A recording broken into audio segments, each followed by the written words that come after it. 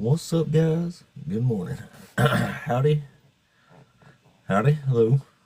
Howdy. Hello. What's up? Howdy. Good morning. It is Thursday. It's Thursday today. It's a cool day of the week.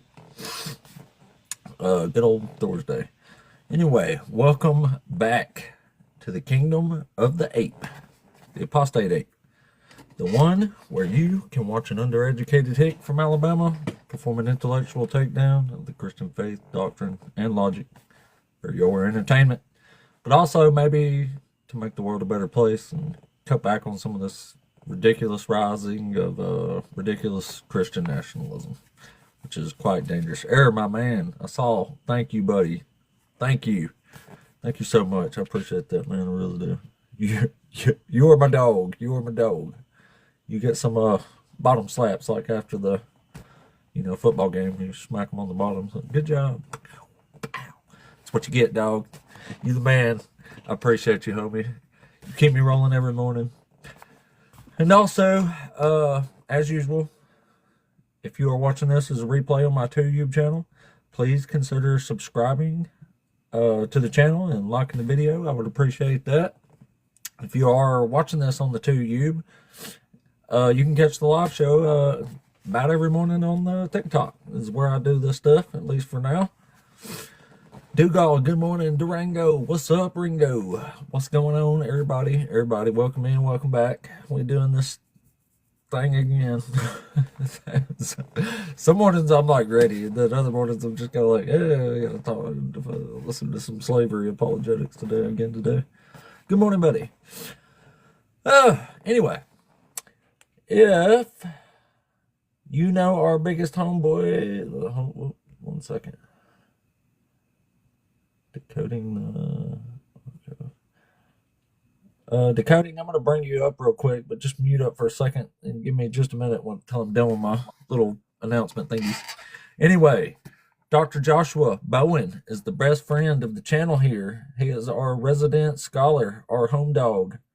And he sells books, and you can buy those books and support him and his awesome family and learn a whole bunch of stuff along the way. That's Dr. Joshua Bowen. You can search him up. He's got books on Amazon, Audible, all kind of stuff.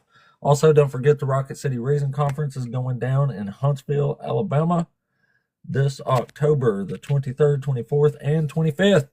And you can come and you can get your tickets for that at rocketcityreason.com and come meet some of the coolest atheist debaters on the planet. All right, now with the formalities out of the way, let's see what's that decoding. Decoding, are you there and are you over 18? Hey, how you doing? Yeah, I'm over 18. Cool, man. Are you one of the Christians or Hebrew Israelites? I'm an Israelite. Oh, that's cool. We talk to one of y'all every now and then, but not too often. So, which one of these topics you want to talk about with us today? Yeah, I usually wouldn't have conversation if you don't believe in the Bible. Just reading that, you actually don't anymore, I guess. So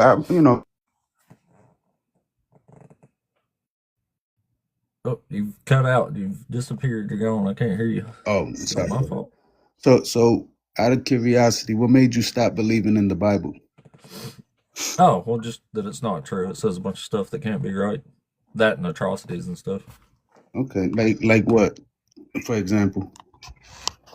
Well, just contradictions, theological contradictions. It gets history wrong, gets its own theology wrong.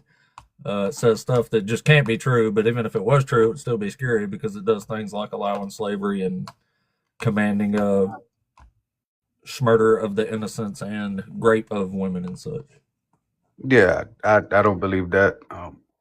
But you would have to show You don't believe what? specifically what you're referring to there. You don't believe God orders grape and baby bashing of it? Nah. Oh, have you ever read it? I've never seen anything where it says that it's okay to grape. No. I didn't say it's okay. I'm saying God ordered it. So God thought it was okay. Show me that scripture. You've read the Bible before, haven't you? Yeah. Look, I haven't seen that scripture. You can show me that. Oh, well, let's start with the most obvious one and go to Isaiah 13. But he commands grape in several passages in here, including 2 Samuel, 12. He orders 10 of David's wives be raped. In this one, he orders babies be bashed to pieces in front of their parents and women raped. Zechariah 14, I think it is, he orders the Israelite women raped. So we'll start with the Isaiah 13, though. Isaiah 13. Yeah. And what verse there? 16.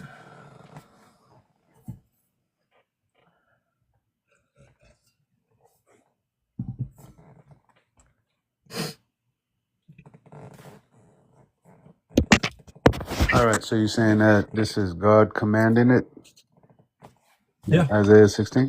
Can you show me where it says 13. that? Okay, 13. There we go. Therefore I will shake the heavens, and the earth shall move. It says, and the earth shall remove out of her place in the wrath of the Lord of hosts and in You in Isaiah chapter 13? yeah, this chapter 13, verse 13. Verse 16. Yeah, okay. Their children also shall be dashed into pieces before their eyes. Their houses shall be spoiled, and their wives ravished. So you're saying this is God commanding this? Yeah, it says God commands it in verse 3 and verse 6. I mean, it spends half the chapter there saying this is the day of the Lord. No, He's yeah, executing his anger. that's what I wanted to see was the commandment to do so. Oh, it's in verse 3. It says, I Verse 3. myself have commanded my consecrated ones. I have summoned my warriors, my proudly exulting ones, to execute my anger. And then it goes into even further description in Isaiah 45 with Cyrus. Okay, so yeah, let me read that one there. Verse 3, I have commanded my sanctified ones. I have also called my mighty ones for mine anger, even them that rejoice in my highness. The noise of the multitude, this is verse 4. The noise of the multitude in the mountains, like as a great people, a tumultuous noise of the kingdoms of the nations gathered together. The Lord of hosts mustereth the host of the battle. They come from a far country, from the end of heaven, even the Lord, and the weapons of his indignation to destroy the whole land. Okay, so Yeah, I mean, it's the Lord's weapons. It's his. He's the one gathering the army. They're executing his anger, and he's literally commanding it. So, I mean, this is pretty clear, I would think. no, it doesn't specifically say that he's commanding them to do those things. It says, I myself have commanded my consecrated ones. To do what? Yeah, it's literally saying, I myself am commanding this. That's God saying, I am commanding it. Yeah, to do what? In that verse, it says to do what? This is the one that says God's commanding it. Yeah, it's saying that he's commanding what? And in this verse, it says what? That's in the rest of the. That's in the rest of the chapter. It's not all. There's a whole chapter here. It's not all in that verse. No, I understand what you're saying. But in the verse, it says that he commanded his sanctified ones, right? Also called his mighty ones for his anger, even them that rejoice in my highness. Now, when you read the next verses, as if moves forward, it's not saying that he commanded anyone to do these things, but more so that this is what's That's exactly what it's saying. I don't understand what you just read. You don't. This is the day of the Lord, the day of the Lord's anger. It's the day of his wrath. It's the day he's destroying Babylon. He orders them to do all these things. It's a proclamation. He makes several of these in the Old Testament.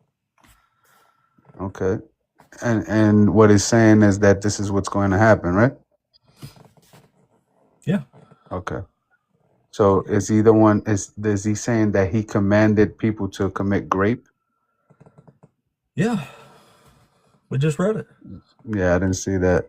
I didn't see a commandment that said. Here, I'll read it for you again. It says, whoever is found will be thrust through, and whoever is caught will fall by the sword. Their infants will be dashed to pieces before their eyes. Their houses will be plundered, and their wives raped. See, I am stirring up the Medes against them, who have no regard for silver and do not delight in gold. Their bows will slaughter the young men. They will have no mercy on the fruit of the womb, and the eyes will not pity children. Right. So this is him. Yeah. This is him saying what's going to happen. It's not saying that he. It's a proclamation. Yeah, it literally says he commanded it. Like, I don't understand. It says, I myself have commanded my consecrated ones to execute my anger. Like, he's commanding them to execute his anger, and his anger is against Babylon. Okay, but it's not saying that he's commanding them to commit rape. Says, I myself have commanded my consecrated ones, and he's Uh-huh. commanding them to go and destroy Babylon and to do all these things. Like, this is a proclamation that literally says all this. That's why I Got don't. you. Got you. I'm a little confused right Now now I see. I what you see. mean. No, I see where you're coming from. I see where what you're Yeah. reading it and how Yeah. you're reading it. It's the same thing in Jeremiah when he commands the destruction of Jerusalem. It's the same difference. He's commanding a bunch of atrocities happen, and then at the very end of it, he says, "I am now bringing forth all the things that I have commanded against these towns and people here." He literally says, "I'm making these happen." Mm. So, and it's when it says in Babylon and the glory of kingdoms, the beauty of the Chaldees' excellency shall be as when God overthrew Sodom and Gomorrah. When he overthrew Sodom and Gomorrah, the people were destroyed, right? Yeah. You know, did he commit rape and in Sodom and Gomorrah? No, it just says he destroyed it by fire. Okay. And the people in Sodom and Gomorrah, were they committing rape? They were trying to grape some angels, and Lot gave them his daughters to grape instead of the angels. So yeah, they were. Okay. So when it says that these things are happening, is he saying that he commanded it, or is he saying that this is what's happening? In this proclamation here and many others, he is commanding it himself. In the case of Sodom and Gomorrah, he just destroys it with fire and brimstone. Okay. Yeah, because from what this reads, like it could be more interpreted as him saying that he commanded sanctified ones to right, also call my mighty ones for my anger, even them that rejoice in my highness. Right. It says to what verse was that?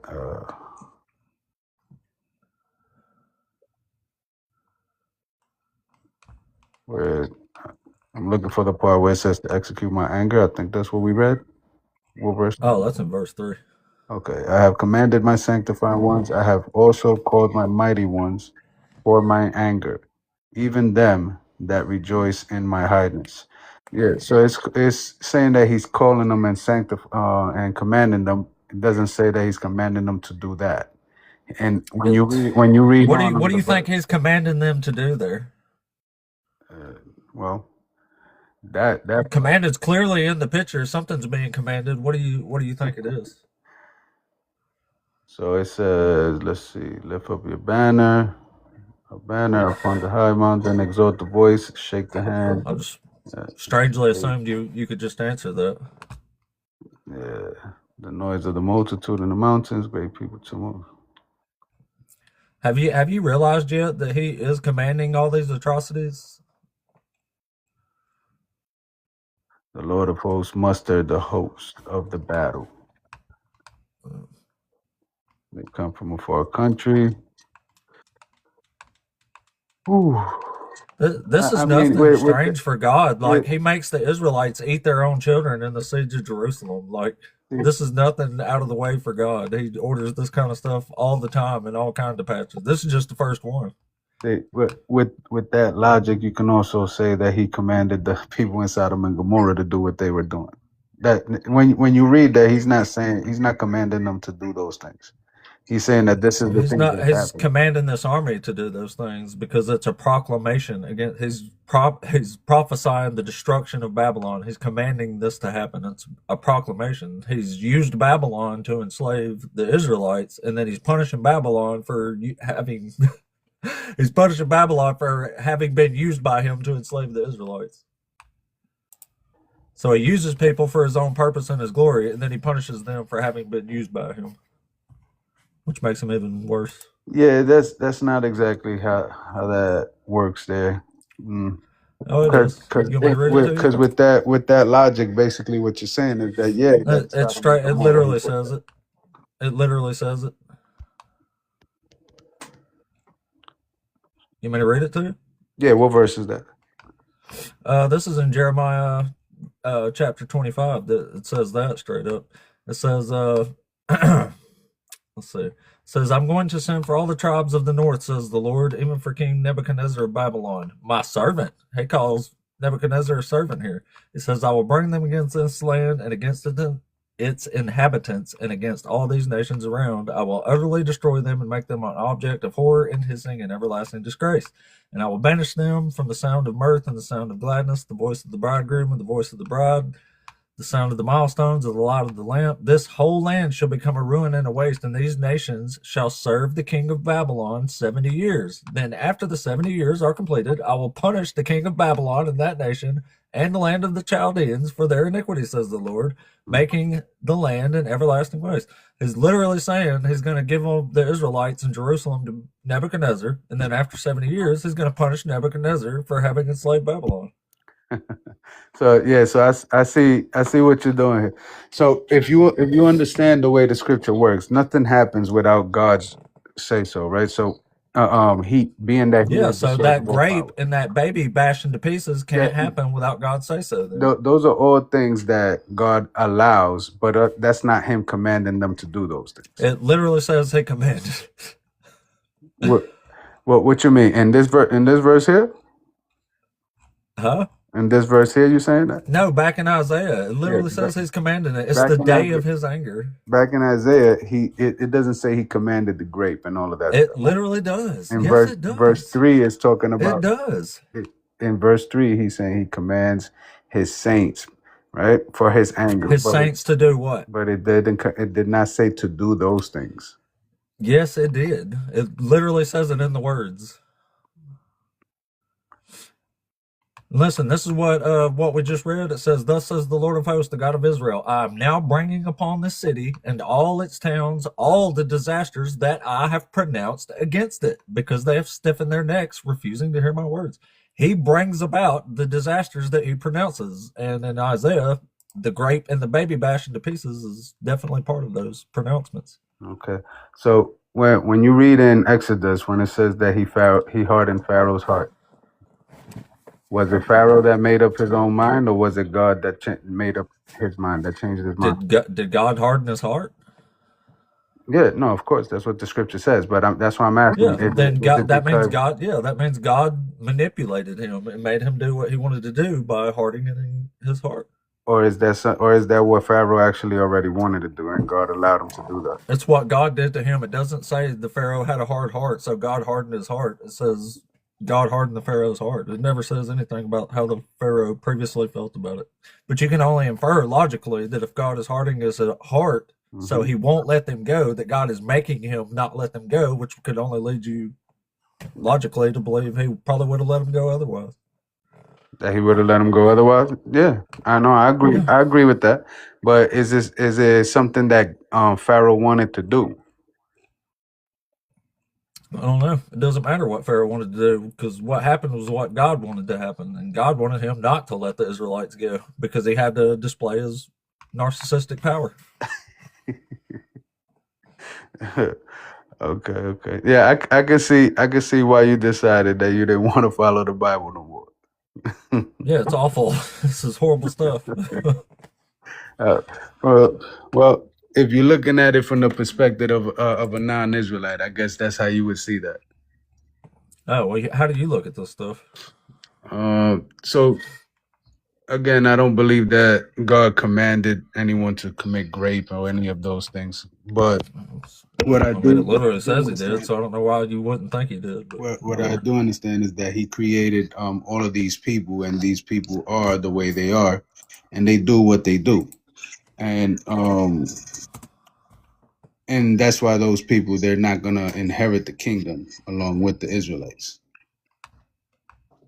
there is no Israelites are going to inherit the kingdom. These covenants were all broken.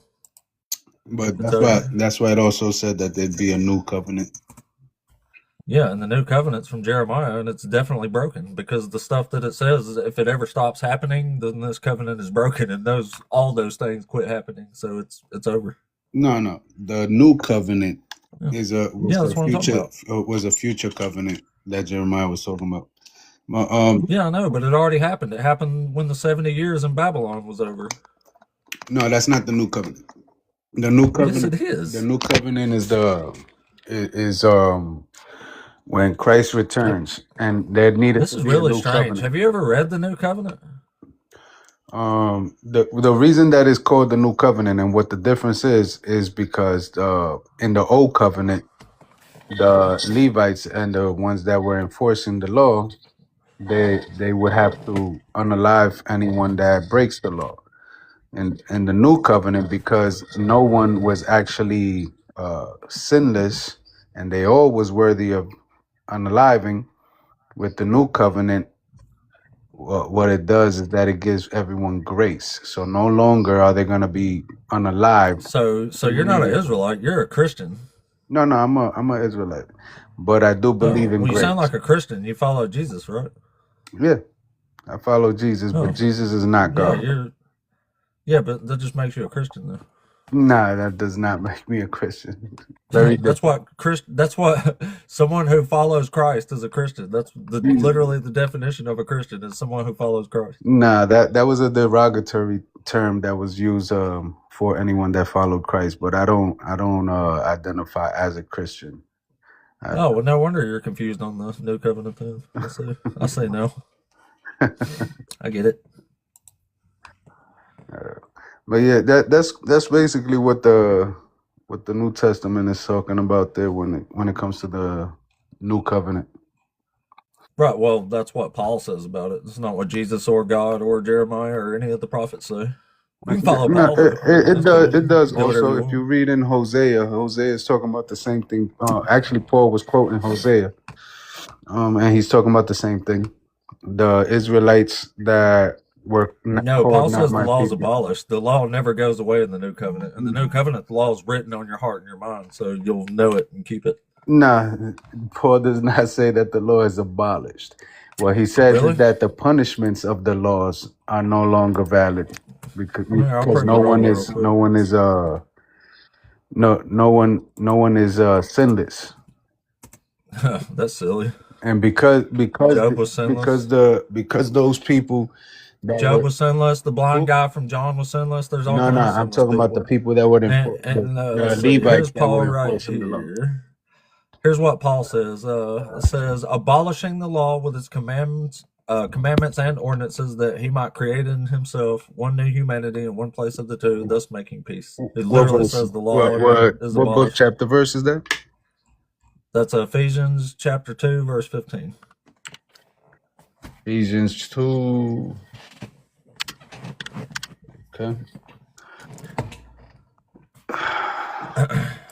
All right, so I'm gonna start in verse 13 just for a bit of context. It says, "But Yeah, now that's in fine. Christ Jesus, ye who sometimes were afar off are made nigh by the blood of Christ, for he is our peace, who have made both one and hath broken down the middle wall of partition between us, having abolished in his flesh the enmity," right?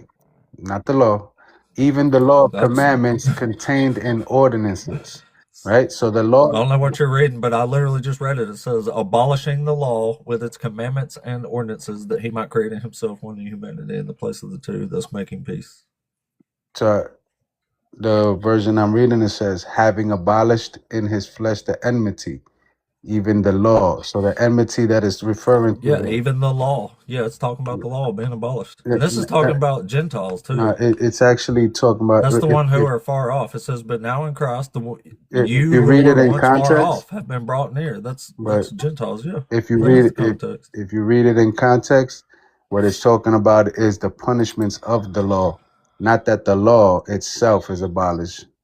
That's not because Well, if the Paul, punishments are gone, the law unless you're might as well saying be gone, because un- there's no such thing as a law that can't be enforced. It's completely irrelevant and it's worthless. It means nothing. no, but that's the point of the grace. The point of the grace is because God doesn't I want know. us to And the be point of grace is that the law is abolished. That's how you get grace. That's what grace means. that It means you have grace now and you're not under the law. that's not what grace Which is means. absurd because Jesus says you're going to keep the laws all the day Let me you live ask you on the this. earth. And even Jesus says in Matthew chapter 5 that the law will not pass away. Not one stroke of a letter will pass away until That's heaven right. and earth pass away. And that's exactly also true. And Yeah, so just so you could that's true too, understand huh? grace, when you say when let's say if you have like a credit card or something, right, and you have a certain amount of time to pay it, right? That's called a grace period, correct? So that's what this Yeah. is talking about here. When it says grace, that's what it is. It's a time period for you to repent for your sins.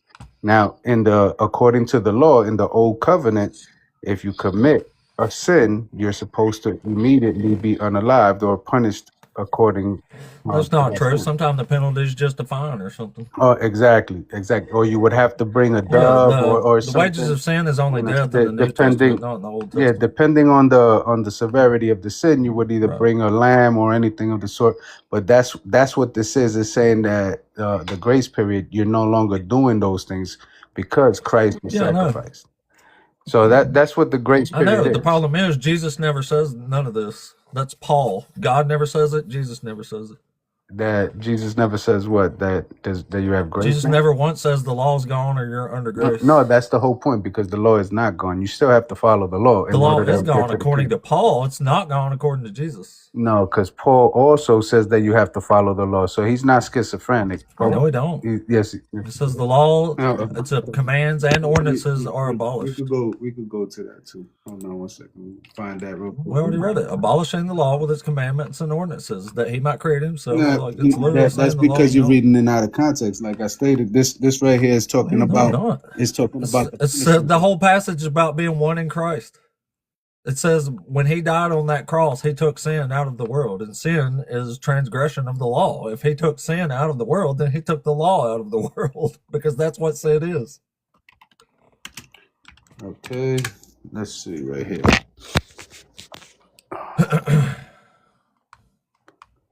Everybody knows Paul's preached grace. That grace means the law is gone because Jesus preached you have to keep the law to get to God. All right, He says if you do not keep the law better than the teachers and the Pharisees, you will not enter the kingdom of heaven. that's right. And Paul does not Yeah. disagree with that. You can go to Romans Yes, he chapter does. 7. You can go to Romans chapter 7 and 12, verse 12. Or you can, matter of fact, Just look, let's Romans make it chapter. easier and faster. Just show us anywhere where Jesus says you're saved by grace. No. I'm going to show you where Paul says that. Right? He says that he does not make the law void. Right? That we do not do that. Just to get straight to the point, because the whole Yeah. point is that Paul is not schizophrenic and he's not going to say one thing in one verse and then another in another verse. It's just the context that you're taking it in. That's the misunderstanding there. All right, so we're on Romans chapter 3, verse 31. All right, so Romans I'm 3. I'm gonna read that for you. I thought you said 8. Yeah. No, I said 7 first, but then I switched it to 3. And then we could do 7 after if you want, because this, he speaks on it in a few Yeah, this is what you're occasions. saying. You're just trying to say the law's still there, but there's no more punishment for transgression of the law. That's my point. So now, just because Yeah, that means the law is worthless. There's no punishment for it. it's worthless, That means the law is gone. It's worthless to someone that actually needs to be punished. But just because you receive a fine, that doesn't stop you from speeding, does it? When you out there and you catch a ticket, it's not going to stop you from speeding again. So the whole point is that God wants you to stop sinning. He doesn't want you to constantly be punished and then keep sinning. So that's why he's giving grace. So it says, this is Romans chapter 3, verse 31. It says, do we then make void the law through faith? God forbid. Yea, we establish the law. So Paul is not schizophrenic, and the Bible doesn't contradict itself. Anytime that it might seem like it does, that's not the Bible that's wrong. It's our understanding. We have to read it in context to get the full understanding. Yep, context. Yep. Yeah. So when Paul is talking about the abolishment of the enmity, even of the law, it's talking about the punishments that come with breaking the law. Yeah, I know. And if you take away the punishments for law, the law becomes worthless because it's It not becomes enforced. worthless. It becomes worthless to someone that cares not about the law or cares not about God. Yeah, and in Romans 4, this is what it says. For it is the adherents of the law who are to be the heirs. Faith is null and the promise is void. For the law brings wrath. But where there is no law, neither there is transgression. Okay. meaning that you still So have if to you're keep the not law. transgressions, the law is gone. No, no, no. See, That's the whole point of grace, is if that you you're saved by the grace of Jesus and not by keeping the law. and And he says if you you would, take the marks of circumcision, but he also Jesus' says, sacrifice is useless to you. but he also says that after you have broken the law, after receiving Christ, and you break the law, there's no more. You can't go and try to do a sacrifice to try to redeem yourself. There's no more forgiveness. That's what it's talking about. Why? Yeah, it's Because just a worthless void law. It's no, null and void. it just means you can no longer be forgiven if you continue to do wrong, right? Because you can't just keep bringing a dove. You can't No, it bring a means you're sheep. forgiven no matter what. That's what grace is. It means all you got to do is believe and ask for forgiveness and have faith, and you're That is saved. not That's Paul's whole point. that is not what he said. Hold on one second. So why he? Yes, it is. We And okay. that's not even, I don't even care what Paul said. Paul's just a heretic. Jesus never says anything like this. Show me where You don't Jesus believe ever in says any the law part is of the gone or Bible. you're saved by grace. You're going to say Paul's a heretic, but you don't believe in any of the Bible, so Paul is going heretics don't matter. against God and Jesus, man. But you don't even believe in Jesus and Show me or where God. Jesus says anything about saved by grace. And you can clear this up right now. My whole point there was to show you that Paul did not abolish the law, so he did not say Yes, anything he that did. I know what Paul said. I don't need like a sermon from you. This is show us where Jesus says you're under grace and not the law. Jesus, anywhere in the Bible. Show us that. And then it'll prove you wrong because you're saying Paul doesn't disagree with Jesus. But I just showed you that Paul didn't say to do away with the law, so I showed you that where was he wrong did. there on your part, right? No, it wasn't. Nope. How is that? The law is abolished according to Because your Paul. That's the whole interpretation. point of the cross. Because what you're saying is that the law is worthless if you don't have anyone that actually enforces it. So basically, I'm saying either way you want to argue it, the law has no effect. So the law is either abolished or it's null and void. I mean, it's yeah, pick whichever one you want. But either way, if there's no penalty for law, then the law is worthless at that point, which it's gone. All right. So basically, what we got is the apostles that he taught, teaching about it and teaching about the forgiveness and the repentance for of sins. That's what it's talking about. And Jesus came repenting to repentance, and so did John. So can you show us where Jesus says you're under grace and not the law? Jesus himself didn't use those words. If that's what you're Oh, asking. that's right. Yeah, no, he didn't. And In fact, and Jesus again, says you are nowhere. under the law, and if you don't keep it, you're not getting to heaven. That's what Jesus And says. Paul said the same thing. We just read that. We just read that we established the law. Paul That's said that. not what Paul says. Paul said, "Do we then make void the law through faith? God forbid. Yea, we establish the law. If you have faith, then you would keep the law." That's Paul's point. Paul's point is that you don't need to constantly be punished in order to follow the law. His point is that through faith, we are keeping the law. We're going to keep the law because we have faith. Paul's point is that the law is abolished. That says it verbatim in Ephesians chapter 2. All right, so your idea of Paul is that Paul is over here double talking. He's saying two different things. Paul, that's what grace is. Grace came So what from does the this verse cross. mean But here? Jesus never says your sins are going to be forgiven because I'm going to die for you. Jesus never says anything like that. He came preaching forgiveness for sins. That's what he did. No, When the woman was gonna, he preached to keep the law. Jesus says not one dot or stroke of the law is going to change and until again, heaven and earth pass away. so Nothing changes when Jesus dies, according to Jesus. So this verse here in Romans chapter 3, verse 31, what does that mean? Do we then make void the law through faith? God forbid. Yea, we establish the law. What does that mean to you? What does Yeah, the laws you ain't abolished like mean that to one. You you? ever seen that scripture before? Because you seem a bit Yes, flabbergasted I've with read all this. that. It seems like it was new to you. You didn't expect it. It's not new to me, I promise. I've read all this nonsense. I just never focus on Paul because Paul's a heretic. And like I said, you can't Yeah, show me where but Jesus says anything like this. you can't And single out again, Paul. You Paul is can't single literally out saying Paul. in different books it's abolished. This is not saying the law's void. Like, what are you talking? You have to read the whole thing. Yeah. So you can't single out Paul if you don't believe in any of the Bible. You It must says say that through the they're a law heretic. of faith, for we hold that a person is justified by faith apart from works described by the law. He's literally Right. saying it's faith, not the law in Romans chapter 3. That's your chapter there. Romans chapter 3 and verse Do we 31. often overthrow the law through faith? By no means. On the contrary, we uphold the law. Uh-huh. Right? Okay. Yeah. Right? Right. Now, what did I read you from chapter 4? What did that say? So you're saying that chapter 4 contradicts chapter 3?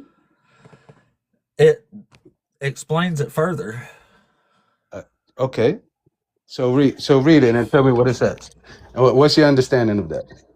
You don't remember when we did that, when I did that just a minute ago? Nah, I didn't hear my son distracted me. My All right. apologies.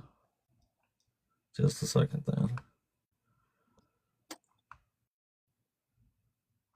Remember when I read, for it is the adherents of the law who are to be the heirs. Faith is null, and the That's promise chapter is 4? void. For the law brings, for the law brings wrath. But where there is no law, neither is there transgression. There's no law, there's no transgression. What verse is that? For this is the reason the promise depends on faith, in order What verse that is it that? I may just want to rest keep on up. grace. Yeah, I just want to keep This up. is What for verse is that? that's 13, 14, 15, and I think I'm on 16 now. You started on 13. It says, for the promise that he should be the heir of the world was not to Abraham or to his seed through the law, but through the righteousness of faith. For if they which are of the law be heirs, faith is made void, and the promise made of none effect, because the law worketh wrath. For where no law is, there is no transgression. Therefore it is of faith, that it might be by grace to the That means end. it's faith and grace, not law. Okay, The law is wrath. and in the previous chapter, what did it The whole say? point of Jesus dying on the cross was to take away God's wrath. God's I wrath just gave was you an the example. law. The law was the wrath that the. I just gave You get it now? I just gave you an example of, and I think you understand, but you want to stand on your Do position, we which is need- cool. But I just explained to you that I'm just going by what it says, and I'm just saying over and yeah. over and over again that you can And- say what Paul says all day. We all know what Paul says. and Well, we you don't know saw what Paul says. and we saw But, what Paul says in But verse 31, right? yeah, and you've already said Jesus never says anything like that. No, so no, what he you can't show no, me what he where doesn't Jesus say- says he- what Paul is He saying. doesn't use the word grace, but he's saying the same thing: forgiveness of sins. That's exactly what he did for the woman No, he that was don't. committed. Jesus says, I- "Keep the law." You have to keep the law to get to heaven. That's what Jesus says. Before you cut me off, right? On the occasion when the Pharisees wanted to unalive the woman that was caught in adultery, what did Christ tell Yeah, he bullshitted his way out of it. them? That's one way of looking at it. So yeah, he told them Yeah, he broke the law by they broke the law by not stoning her to death. So that's what you're saying. That's what you're saying there, right? So Yeah, the basically, law says you have to stone her to death. They didn't do it, so they broke the law. so what did Jesus just show there? What did he show? What's the word we're looking He for? showed that Grace. the law says He showed this. grace. That's what he showed. He told the woman what? Well, Did he say the law, the law is abolished, or did he tell actually her? didn't even happen Did for he- one thing? did- But did- he never said don't throw the Hold on, rock. He hold said on. if you don't have sin, throw it yourself. He was trying to make them feel like hypocrites. That's the whole point. That's the whole point, and that's the whole why we point- needed the no, new the real covenant. point is that That's the they whole point. broke the law by not stoning her to death. And you know why? Because they knew that they themselves were doing these things. So because of that, that's why we needed a new covenant. So you agree with Paul? You think God's giving bad laws then? No, what I'm telling you is that if you yourself are breaking the law, you can't go and try to enforce the law on someone else. And that's what Christ Why was would showing. anybody keep horrible laws like this? Jesus didn't even want to keep them. You can't enforce the law if you yourself are breaking the law. That's the point he was making there. Jesus did break the law. They were supposed to stone her to death. That's your definition of that. That's your interpretation. No, that's what it says in the law. You have to stone them to death. It's not an option. It says you have to purge the evil from among you. You've been twisting these scriptures the whole time. I ain't twisting nothing. Do you know what the law says about adultery? What does the law say about adultery? What about getting stoned? Getting unalived? Yeah, what's the law concerning adultery? Oh no, what is God's law that He gave concerning adultery? What does it say? No, they should be unalived. But at the same time, if you yourself are committing adultery, you can't unalive someone for it. That's the whole point. You need to stop doing that, and that's what they were doing. That they themselves were committing the sins, but then then they all should have been stoned to death according to God. Exactly. That's exactly the point. That's what grace is. That's the point. Because everyone deserved to be unalive. That's the whole point he was making. So you think that was a good law? You think people who you agree with God and think people who commit adultery deserve to be stoned to death? No, yes, I agree with that. Yes, but so you're mad that Jesus didn't stone her to death too because you agree with God? No, right? So because we're under grace, I also believe that that we're all worthy of unaliving. So God gave everybody laws that were impossible to keep, and then had to commit to a human sacrifice ritual to save you from the laws that He instilled on you. He's putting us through a training so we can learn how to keep the law. Hey, I've never committed adultery. Because when we're in I've never committed adultery. Yeah, you? Hey, listen. I'm not going to go into my sins, and I'm not going to ask you about your sins. This ain't the Catholic Church. I don't have a sin. I've never committed adultery. I've never cheated on a single partner that I've ever had. I believe you when you say that you don't. So I have a right to throw. I have the right to stone her to death. Then, right? I believe that you believe that. I didn't have no adultery sin, so I can throw the rock, right? That's what God says. That's what you agree with. You think that's a fitting punishment for this? I believe that you believe that. But at the same time, it says it, right? At the same time, I brought you. You want to go read the adultery law? Do we need to go read what God said? At the same time, I brought you to that event so that you can see that He also was showing grace, and that's what Paul is talking about here. Why do I need grace for a sin that I didn't commit? You need okay, so you didn't commit any sins. No, I haven't committed adultery. I can throw the rock. I didn't ask you about adultery. I'm saying sin itself. You know what sin is? You brought it up. You know what? It's transgression of the law. Okay, so have you transgressed the law? Yeah, I have a bunch of times because so I'm not throwing the rock. No, that's it. I broke the law by not throwing the rock because I refuse to keep a law like that. So I'm a proud sinner because I'm not throwing rocks at people till they unalive for adultery. I don't think that's a good punishment at all. I believe, there's one honest thing. There's one honest thing you did say. You're a proud sinner. That's one honest thing. But so what did I say? What did I say my sin was? What did I say my sin was? What did I say my sin was? What law did I break? I heard you. What law did I break? You chastising me for not throwing the rock at somebody until they're alive? Is that your point? I'm a sinner because I didn't throw the rock, so I'm just a dirty admitted sinner. So now y'all check have it. the weirdest flexes. So y'all think y'all have all these gotcha moments, and it's so strange. Really. I'm gonna definitely make a clip though out of this one. Whew. I bet you are. I'm sure in your head you've trounced all over me.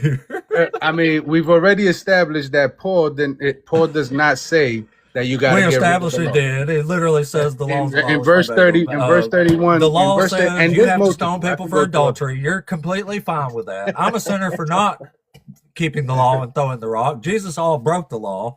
God gave us all laws that we can't keep anyway. We're all guilty of breaking God's law, so we needed a human sacrifice to fix this little problem that He created. You are really killing me, buddy. You're killing me. I'm telling you. I'm getting cooked so hard. You ever heard these arguments before? Because it seemed like this is the first time you heard these arguments. Yeah, I have. No. I hear them all the time. I've done hundreds of episodes of this show now. So when you say that Jesus didn't teach grace, that's exactly what He did in that situation with the show us. he said go that way and sin no Show more. us where Jesus says the word So at the grace one same, time. you see, now you're looking for the word grace. If Jesus is showing Show you, me where he's Jesus showing you the says act of anything grace. of the sort. Show me where Jesus He says you are he's saved. showing You will make it to heaven because of he grace and not the law. he Show us where Jesus says that. he's showing you the act of faith of grace. That's what he's showing. By He's breaking the showing law. he's showing the By act of breaking the grace. law. By That breaking the law that he said to keep. again, he did not break the law because he did not tell Yes, them he not did. to do it. He What's did the law not tell say? them not to What's the stone, law right? say? What's the law say? Did he break the law? What's How the law did he say to break? do to How did he somebody? break the law? What does the law say to do to somebody who commits adultery? Yeah, so those Levites, they were supposed to do it, right? Those What were they Pharisees. supposed to do? What does the law That say to do? What does the law say that's to their do for job, right? adultery? Their job is What's to the law stone say them. to do for adultery? What does the law say to do for adultery? The law is that you're not supposed to break the law. That's the first thing. What does the law say you're supposed to do if you commit adultery? What does the law say about breaking What's the the law in penalty general? for adultery? What are you supposed to do to somebody if they commit adultery according to God? Unaliving. Unaliving. All right, so did that happen? No, because those Pharisees Okay, then they themselves were broke the breaking law, the law. didn't they? Then they broke the No, law. Then they broke the the law. Pharisees Okay, broke the they law. broke the law. We They're can agree sinners. that the Pharisees Include broke the law. Jesus. He broke the law by not You stoning. see, and Thank you. You finally that's got where there. we disagree because that wasn't what Jesus was supposed to do. That's It's not his job. amazing how you have to answer a simple question, yes or no, and then you do it, and then immediately go back on what you just said. No, you see, and that's the thing that's how you twist everything around. So again, the whole I'm not point twisting it. I asked you the questions. You said yes. You said no, and then okay, so I you gave asked you me that you asked me a logic, and then you you asked me a immediately question. went back on that. You asked me a question. Let's see if you can answer Yeah. my question straight. When it says, "Do we then make void the law through faith?" God forbid. How many times? We establish How the many law. times are we going to No, read no. that same shit? How many times Can do I you got to answer cover that this? one? Can you That's answer part. that one? Yes I or no? already The way I did. answered I already yours, I gave did you a yes or no, twice, right? and I'm not going to do it again. I You can go back gave on you a my yes or no. YouTube channel and rewatch this if you want to, but I I'm not gave going you to a keep yes or having no. the same conversation over and You over can't again. answer that question. I All get right. it. I Hey, get it. Billy, are you there? I've answered it 3 times already. I'm not going to keep having this conversation. I'm Billy, here. are you there? Yeah, I'm Are here. you over 18 and you're a Christian? I am indeed. All right, cool. Thanks for coming up, Dakota. We're going to talk to somebody else. I think that conversation's run its course. If I've explained something 2 or 3 times, the 4th time is not going to. All right, Billy, what do you want to talk about with us today? Which one of Let's these see. topics? Let's see. Let's go with the slavery one. Oh, that's a good one. So, do you think God doesn't condone slavery, or Jesus? No, I think he does. It's pretty obvious in the Bible. My question to you is, what's wrong with slavery? What's wrong with slavery? Yes, because there's just not one. There's just not one. So wait a minute. So one of slavery. you're aware that God condones slavery. You're just Yes. okay with it? Is that what you mean? In the sense of the biblical slavery, yes, because I don't think. Oh, that's yeah. regular slavery. It's owning people as property. That's chattel slavery. Okay, let me ask you this, right? Do you support the prison system in the United States? I don't know what you mean by support. In the realm of, if you break the law, do you think that you should be imprisoned in the United States? It depends on the crime and the law, but yeah. And Okay, if you're let's say. going to say that's a slave, then I'm just going to say no, that's not Oh, a no. slave. Okay, I want you to read your 13th Amendment, because it's What slavery. does that have to do with the Bible? It's slavery. It's slavery. It's not slavery. Mate, This is owning people Read the as 13th property. You Amendment. can make them do whatever you want. Like, I read don't know what you're bro, getting at. bro, read the 13th Amendment. Is the 13th Amendment in the Bible? What are you deflecting for? Read the 13th Amendment. What, deflecting to what? We was never there. You're deflecting. Are we talking Bro. about the Bible or are we talking about America? What? I Bro. never brought America up. Yes, but my whole point is, you are exactly like me. You think that slavery in some forms is right. No, I You don't. just agreed, No, I didn't. What are you? You're just making stuff up now. Like I don't bro. understand this, Bro, if bro. I oh, okay, we just said if you break the law, right? What should be Going to the prison is punishment? not being made a slave. You can go It to is prison for if you 30 read the days. First What are you saying? Amendment, You can bro. go for Bro, 30 that's days and then get out? That's not being a slave. What are you this talking is about? why, bro. This is why I'm saying you have to read the 13th Amendment. It literally says, right, that if you are imprisoned in the United States, you are a modern slave. It says that. No, the fuck it don't. You're what Watch, the watch then. fuck? Watch, bro. Watch. What the? If you are in You'll see. prison, you are a slave. You'll see. Watch, watch, watch, man. You read it out, bro. Holy And watch what it shit. says. Watch what it says, bro.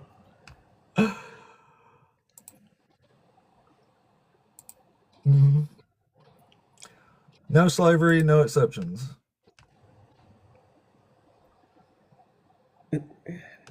Can you read it out, please? Yeah, it brought me straight to a page, and in the very big old letter it says no slavery, no exceptions. No. Oh, bro, let me then. If you're going to be like that, then the Ratified on 13th December 6, 1865, the 13th Amendment to the United States Constitution officially abolished slavery and involuntary servitude throughout the United States, except as a punishment for a convicted crime. It freed Except, approximately 4 million enslaved people, acting as a pivotal reconstruction, amending the following in civil. thank you. It's, bro, that's my point. It says, what did it say? It says, except if you All right, have, now what does it if you say in committed the a Bible? crime. I'm sorry? All right, now what does it say in the Bible? And what do you mean? I said, what does it say in the Bible? It says, yeah, it says that, bro, that, yes, it's slavery. It's Okay, slavery in the Bible. so we don't disagree. Bro, but my whole point is, you just said you don't agree, bro, and we have just read what it says in your own 13th Amendment, and it says that though. So, bro, you agree that some forms, it's okay? Going to prison for 30 days does not make you a I didn't slave. say That is that, not someone owning you as property. We're not talking about chattel slavery here. bro. I am saying if you have killed someone, right? If you get put in prison, it literally says under the 13th Amendment, you are a modern That's slave. defined as forced labor. And what's that? That's defining it as forced labor, the punishment Which is clause. what? Which is It's what? not chattel. It ended chattel slavery. This is a labor clause. It's a different definition of a chattel slave. My point isn't about, my point is not about that type of slavery. It's just saying I that it know is slavery. you're trying to hold me to a definition that's not the same thing and it's not defined as the same. Bro, you are being disingenuous, bro. Come on, man. No, I'm not. It's fucking chattel slavery. It ended. That's the whole point of the 13th. So, Bro, okay, just all right. So, as a Christian, just could you just state for the record, as a Christian, you're pro-slavery? in some forms, yes. In some forms, Okay, yes. there you go. And so are All you. right. Well, we appreciate you. And Yep. so are No, you. I'm not. No, I'm not. Accuse me of that shit. I ain't no Christian. Don't even try to put me in the same boat. That's ridiculous. Redonkulous is redonkulous. Oh shit! I thought we had another person.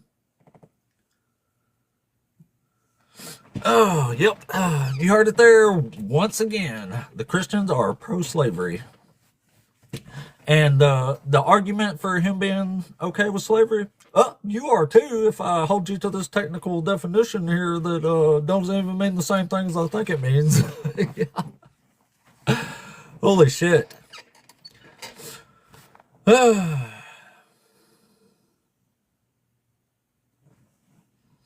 Wow. I'm never not surprised by some of the things that come out of some Christians' mouth. Never not surprised by it. Never not surprised. You got embarrassed by a black guy. Okay, whatever.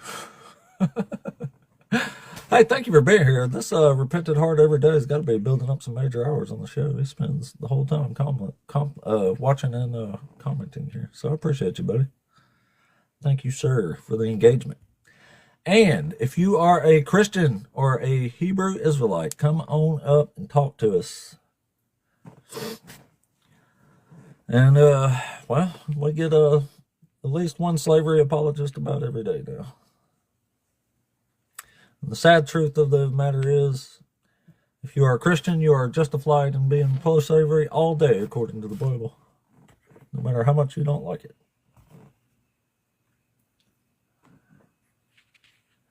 Come on up, come on in. We need someone to talk to, hopefully like a friend. Man.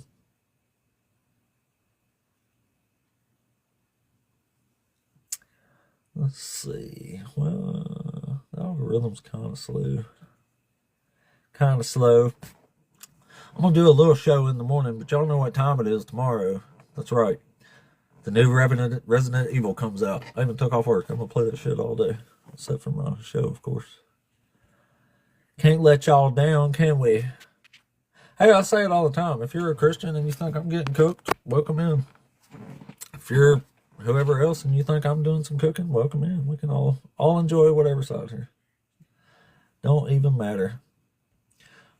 I'm sure there's been more than one Christian that thought they were cooking me up here when they're clearly just making themselves look worse and worse. No, I couldn't do that. I have to concentrate. That's why when I'm talking to somebody, I can barely even pay attention to the comments and shit. I can't do it. Can't do it.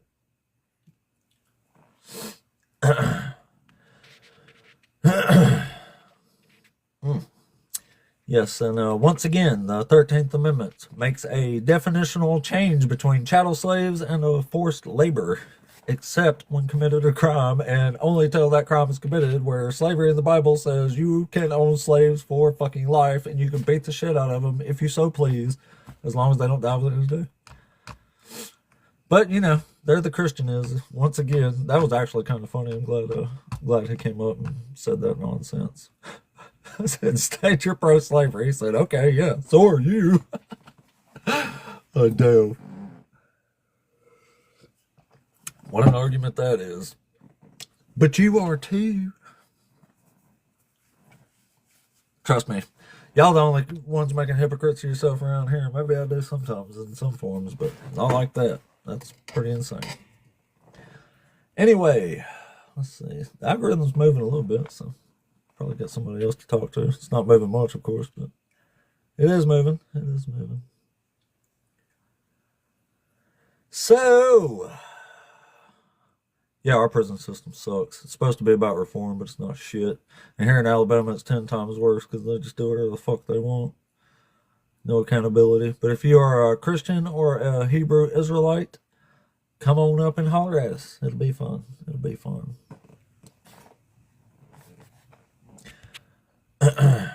Yeah, sometime I guess in society you just have to incarcerate people, but America has far and away the largest prison population on the planet, and that's for a reason too. It's because the government funds prisons, so people can open their own jail and make money. It's fucking crazy, man. America definitely ain't the worst place to live, but we ain't even close to the fucking one of the best countries on earth. This place is a joke in a lot of fucking forms. And I mean a fucking joke. Religions. I'm gonna say no names. So.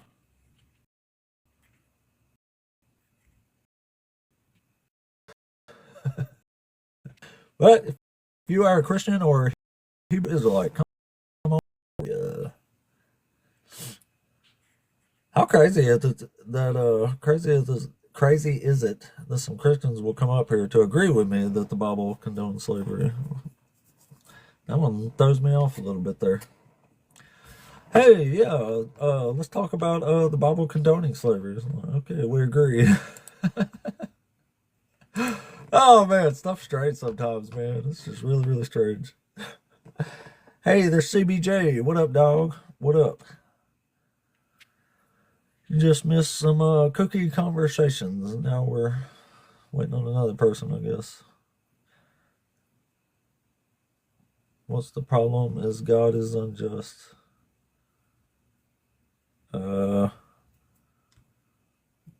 Yeah, I'm saying God is unjust, if that's what you were asking there. I'm not sure. You had too many is's in your sentence. Not too sure there. Not too sure, but if you are a Christian or a Hebrew Israelite, come on up. We want to talk at you.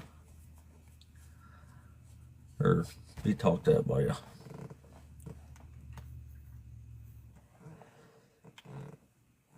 Scary if it did exist. This would be a shitty God. What a horrible reality that would be.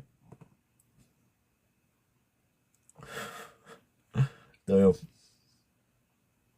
Damn, damn, damn.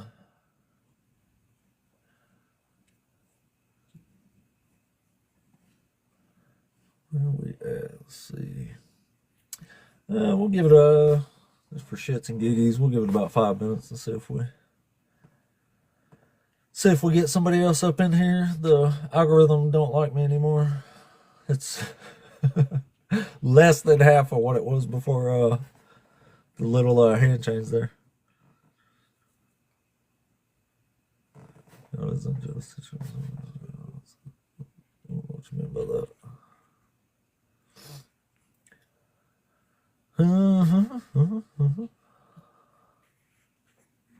I would say tap the screen and stuff, but that does squat worth of good.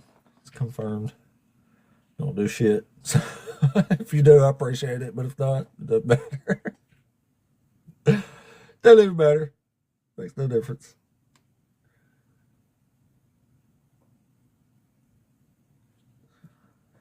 Anyway, come on up. The stage is wide open. Need a debate in here. Need a good old another conversation in here. Don't we? Don't we now?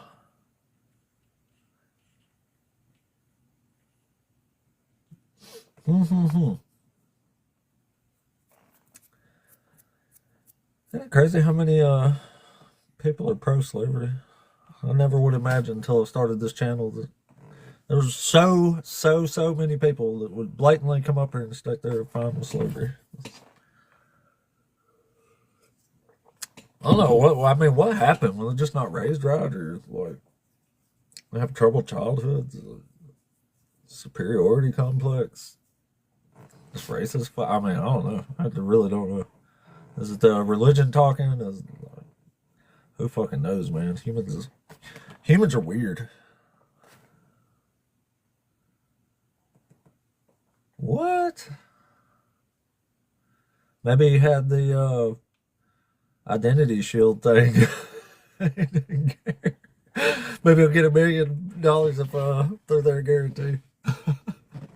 Yeah, people are crazy, man. Like like I said, we get like literally a slavery apologist every day now. Not even that. There's another one that'll just come up for everyone and be like, "Yeah, slavery's fine. Jesus said so." Oh, no. That's poor Jesus hilarious.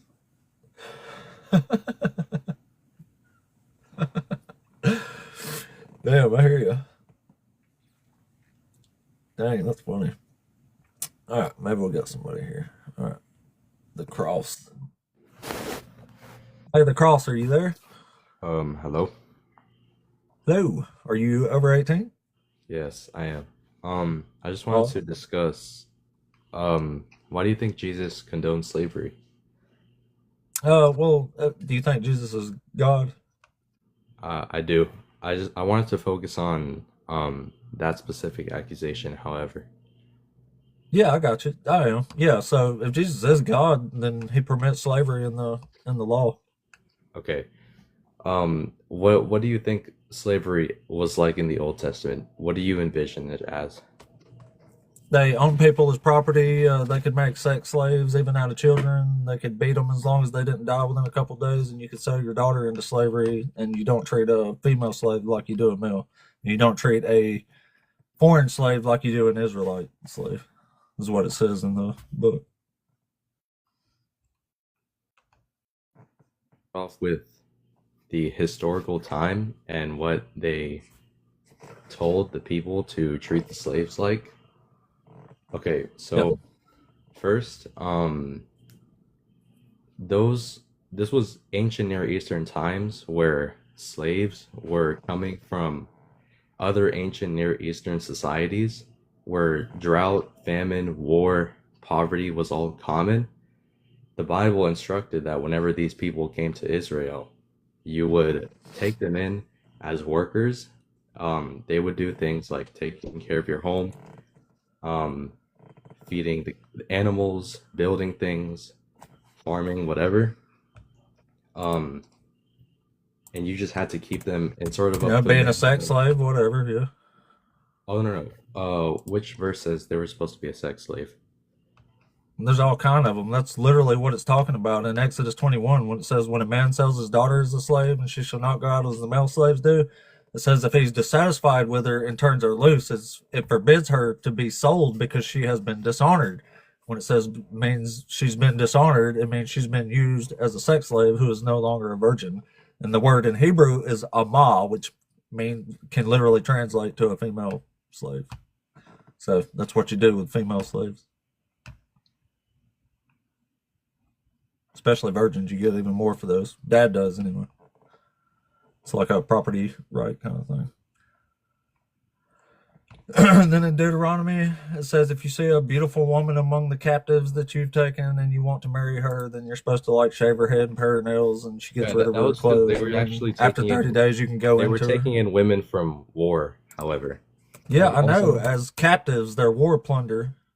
also they wouldn't be treated as sex slaves. They could actually go Yes, free they after were. It 30 literally days. says you can go into them. It says you can go into them after 30 days. Yeah, that's because that's consummation in marriage. Also, it Yeah, says you a can't. It marriage she doesn't say didn't you consent force to. yourself. She's a captive, man. Captives No, can't okay, consent. okay, but can you show me where in that verse it says you force yourself onto them? Dude, it's a captive, a war captive. You Yeah, understand that, right? it's saving someone from a war. No, taking someone as captive in a war is forbidden by the Geneva Convention today. You cannot take captives in war and make them slaves today. Every nation Okay, on the planet agreed to that in the Geneva okay, Convention. define Here, this is saying you will take how them did as war how did you captives. envision whenever a quote unquote captive from war, what do you envision? Like, do you think the Israelites?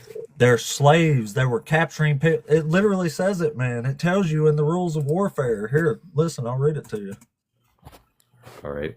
It says, when you draw near to a town to fight against it, offer it terms of peace. If it accepts your terms of peace and surrenders to you, then all the people in it shall serve you as forced labor.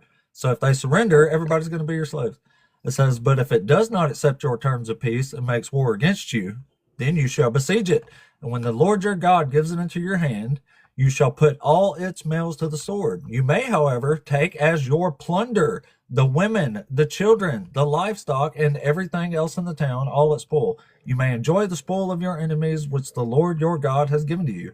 It's literally calling them plunder. That is a property that you take in war. They're captives. You are not saving them. It is not doing them a favor. You have slaughtered all the males, and you have taken the women and Hold on. children as plunder. If it's not doing them a favor, where did they quote unquote capture them like from? Where are In they being taken war, from? from whatever town they're in. It says if they are far away from you, this is the rules of engagement. It says if they are close to you, then you don't take any captives at all. You kill them all. You put them all to the sword if there are towns close to you.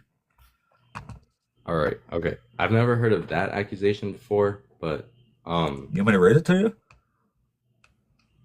okay. It's in the same part I just read. It says, Okay, thus you shall I'm treat going off all the the top of my towns head that are right very now. far from you, which Hold are on. not towns of these nations. But as for the towns of these peoples that the Lord your God has given you as an inheritance, you must not let anything that breathes remain alive. Okay, look. All right.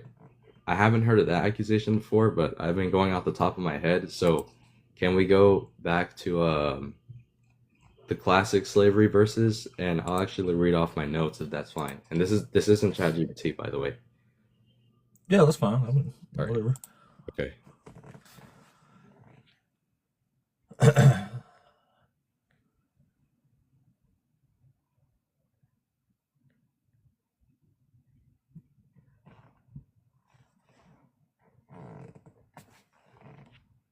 You're a teacup though. Nobody has been able to hear you this whole time. If you had to swipe away to look at the notes.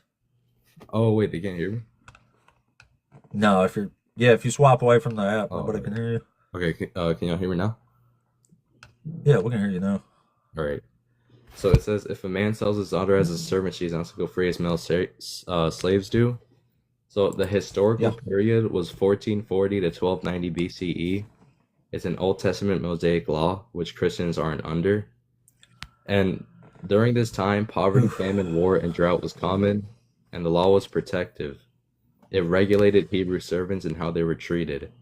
So male servants. How do you protect your daughter by selling her to another man? I was gonna get to that, but okay. We'll get to that. That's what I want to hear. So daughters were sold as maidservants and were treated differently because their servitude was commonly linked to marriage arrangements in the household. The father selling his daughter into arranged marriage usually occurred in extreme financial hardship. She'd be sold into a wealthier household and treated as a daughter-in-law or potential wife, which ensured care, safety, and integration into a familial unit household, where she could eventually marry. The reason the law provides protection is because if the master did not marry or betroth her, then why does it say if he sells her, he can't charge, or if he's dissatisfied whether and he turns her loose, that he is dealt unfairly with her? Why would it say something like that if he was doing her a favor? Okay. Well, what is that accusation supposed to like? Are you saying That's part of that verse you just read. It says, when a man sells his daughter as a slave, she shall not go out as the male slaves do. If she does not please her master, which means she's a slave because she has the master who designated her for himself, then he shall let her be redeemed. That Yes, means he has that's to good pay. because He has to pay it out, basically. Hold on, listen, it's not over yet. It says he shall have no right to sell her to a foreign people, since he has dealt unfairly with her. Yep, that's saying if she doesn't want to like be married, then she won't be married, and he doesn't have the right to sell her off to slavery. Okay.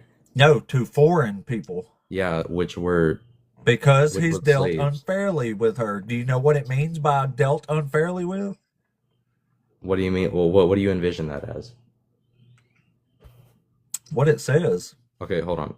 Okay, I'm gonna continue reading. If she does not please her master. So, if the master did not marry or betroth her to his son, then she would be redeemed. When a woman is married, it says if she does not please her husband. This says master. Can you let me finish, please? Yeah, okay. Go ahead. So, the Hebrew word is pada. It means to be brought back or to go free. And the master could not sell her either, like you said. This ensured protection from trafficking or mistreatment from foreign, people you would sell them to. The Torah placed limits. It's so crazy to me that y'all like deal with this stuff as it's some sort of favor. No, it's ancient Near Eastern history. I know. Also, it's selling your daughter as a slave. You're saying this is they're doing a daughter a favor somehow or another that she's being sold as a slave here. I'm going to get to the part where it's not the slavery you're envisioning.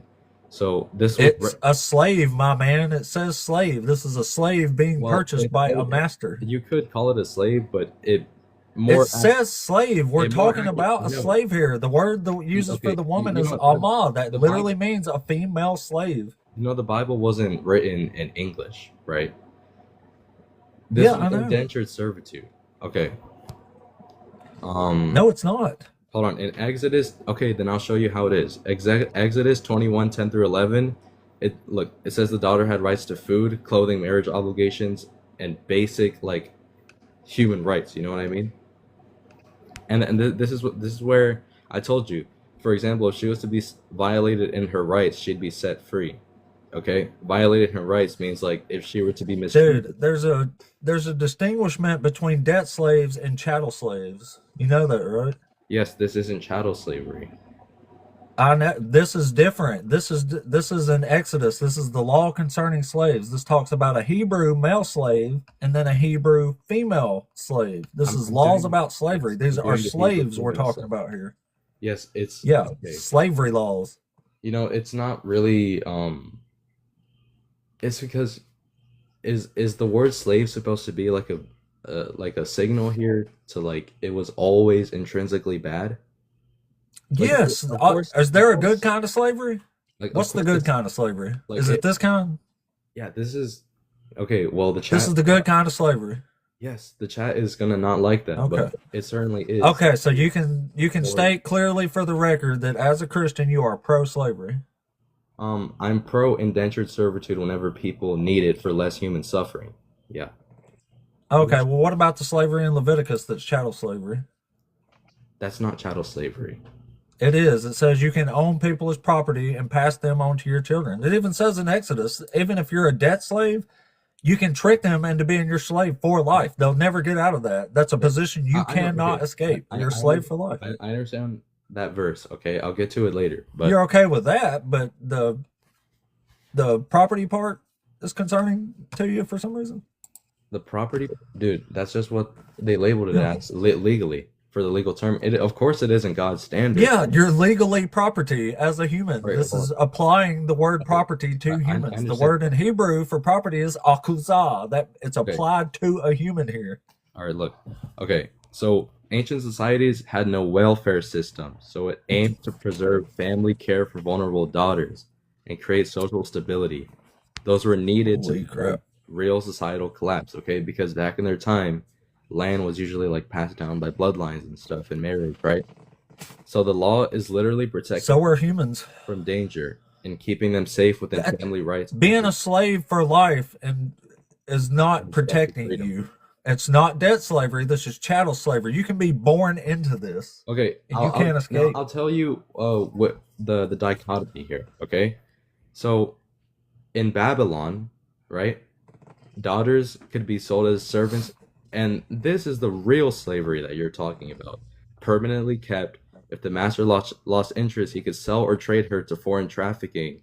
No guaranteed food, no guaranteed clothing, no guaranteed marriage rights, which, by the way, Israel provided guaranteed here. No release, no protection from resale to foreigners. In Austria, the daughters, a girl or woman sold into servitude could be beaten, mutilated, or killed at the husband's command. The father lost. You can beat them in this.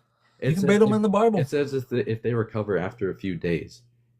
Like Yeah, and I've had my ass also, kicked so bad. Even though my life wasn't in danger, it took me 4 months to fully recover. Is how bad I've had it my says ass a few whooped before. days. So I mean, yeah, No, you if they you don't die within a day or two, is what it says. if You they can don't. beat the living shit out of somebody and their life won't be in danger, but they will still have the living crap beat out of them. Okay, It can really, really hurt you. I'll get to that. And I'll get to real that verse quick, in a bit. I just wanted to Go come up ahead, because Cyber. Sorry. you'd mentioned that, like there's no like safety net, but there was, if you go read in like Deuteronomy 19, and there's other places where like if you're harvesting your crops, you're not allowed to harvest your entire crop. You have to leave some unharvested. And if you're harvesting, and some of it falls off, like it doesn't make it into the bin to go be stored, you can't pick it up. You have to leave it. This is Israel doing a safety net for those who are less fortunate. So I when guess people say like, well, these people would just starve, it's just not true. Israelite culture provided for that.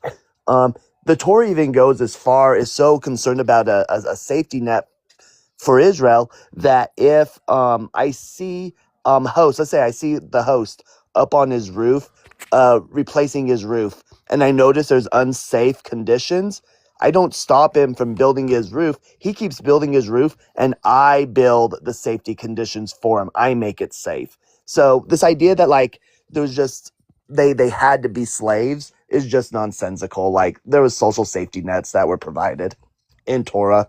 well, I'll get I'll get to that later. I don't know if that's historically completely true, but um, All right, so I'll go back to comparing it to ancient Near Eastern societies.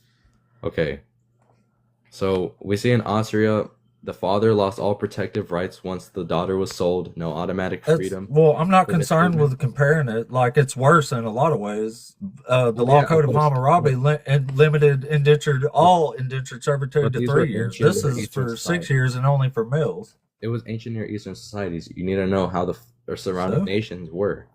So, okay, in Canaanite cultures, they were sold as sexual look, we slaves or don't have to temple go around the whole prostitutes. Middle Eastern man. We're just talking about the Bible here. Okay, but you This is understand. allowing you to own people as property, and you're okay with that. I'm frightened. No, I'm not debating for chattel slavery or real like This bad it's in slavery. Leviticus. I'm telling you That's that what chattel is. It's people. It's I'm te- property. okay, Chattel is movable property. I'm telling you that God would condone slavery in this specific context because it's either you get familial unit and indentured servitude that's actually quite humane, and I'll get to the No, humane it actually in Leviticus here it I'll get to forbids that. I'll get Actually, to the look, Hmm. and then or it's either this daughter stays in extreme financial hardship and possibly other foreign ancient Near Eastern like places would treat her very badly. That's condoning of the better choice. So it's not that God is quote unquote condoning something evil. It's that God is just condoning what's the best decision at the when God time. don't like something, He says don't do it. Yeah, he says do not well later on he it's because the type of slavery you're talking about, this is indentured servitude, dude. Like yeah, if he's No, it's of course not. of course he always said Uh, um no, listen. whenever No, it here. Just let me read for a second. Listen.